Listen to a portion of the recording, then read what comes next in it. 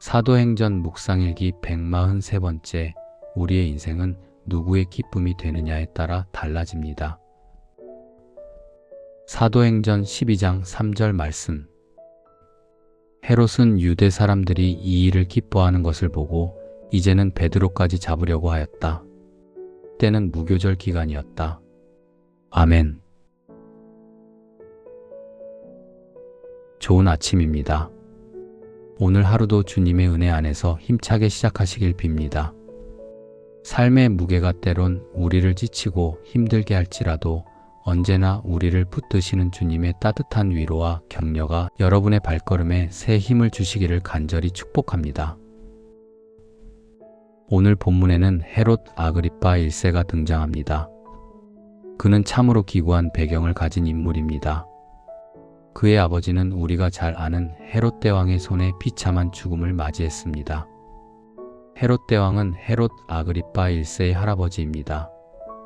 그러니까 아버지가 아들을 죽인 셈이죠. 그렇게 정치 권력은 비정합니다.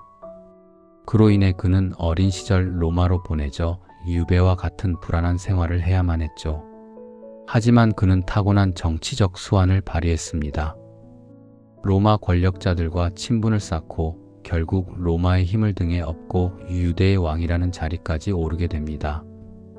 하지만 그에게는 치명적인 약점이 하나 있었습니다. 바로 왕으로서의 정통성이 없다는 사실이었습니다. 유대인도 아닌데다가 전적으로 로마로부터 낙점받은 낙하산 인사였기 때문이죠. 그런 한계를 지닌 그가 유대의 왕자를 굳건히 지키는 방법은 단 하나뿐이었습니다. 그것은 철저하게 유대인들의 환심을 사는 일이었죠. 정통성이 없는 자의 권력은 거짓과 정치적인 쇼로 만들어진 모래성입니다. 그렇기에 그는 백성들의 인기를 얻고 환심을 사는 일에 자신의 모든 것을 걸어야만 했습니다. 그 일환으로 헤롯이 선택한 희생양은 다름 아닌 기독교였습니다.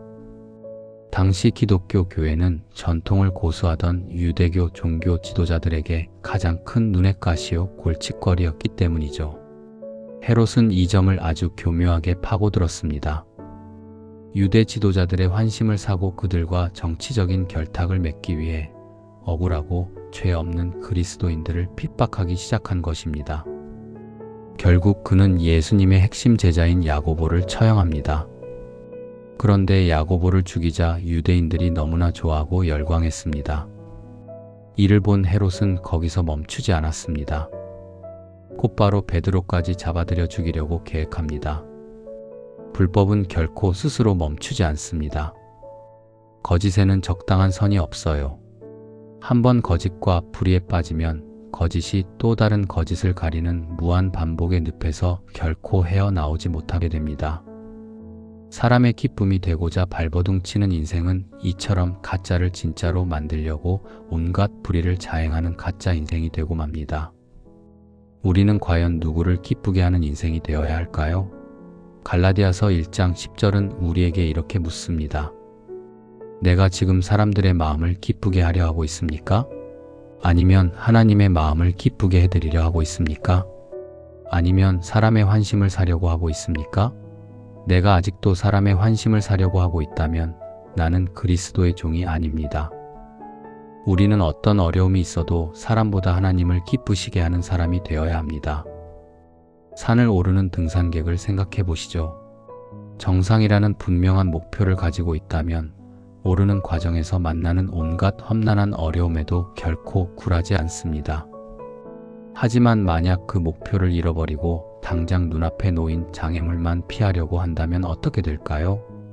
지금 당장의 어려움을 피하고자 그저 좋게만 길을 걷다 보면 결국 정상이 아니라 길을 잃고 깊은 골짜기나 낭떠러지에 떨어지고 말 것입니다. 우리의 인생은 누구의 기쁨이 되느냐에 따라 완전히 달라집니다. 야고보처럼 하나님의 기쁨이 되기 위해 기꺼이 자신을 내어준 인생은 반드시 하나님께서 책임지십니다. 예수님처럼 아버지의 구원 역사를 위해 기꺼이 십자가를 지신 인생의 부활의 기적이 일어나는 것처럼 말입니다. 오늘 하루 사람들의 인정이나 칭찬, 세상의 좋아요를 얻기 위해 나의 소중한 신앙적 양심을 팔아넘기지 않기를 간절히 기도합니다. 눈앞의 상황에 순간순간 일희일비하지 마십시오. 오직 하나님의 기쁨이 되겠다는 분명한 표대를 향해 묵묵히 걸어가다 보면 모든 일들은 다 제자리를 찾게 되는 기적을 맛보게 될 것입니다. 그런 기적이 쌓여가는 오늘이 되기를 주님의 이름으로 축복합니다.